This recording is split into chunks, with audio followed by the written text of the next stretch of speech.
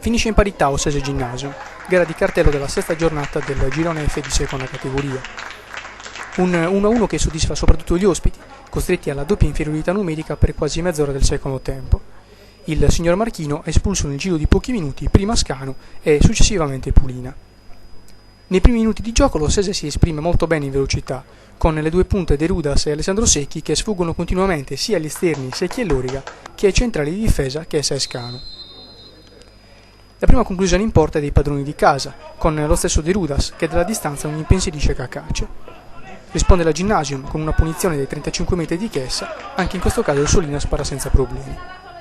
All'11° Ossese in vantaggio. Secchi sfonda sulla sinistra, supera di forza l'omonimo della Gymnasium e centra per De Rudas, che gira al volo di destro.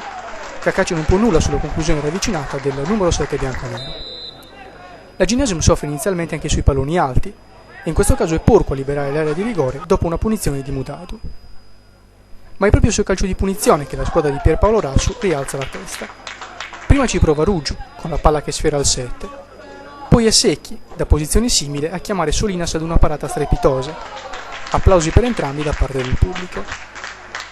Galvanizzata dalla doppia occasione, la Gymnasium si riaffaccia dalle parti di Solinas con il bomber Marungiu, che dopo un'azione travolgente spara addosso allo stesso Solinas che si era comunque presentato davanti a lui con i tempi giusti.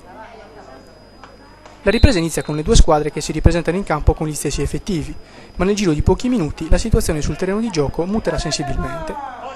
Inizia ancora bene l'Ossese, che va vicino al gol con il solito De Rudas, che calcia al lato dal limite dell'area.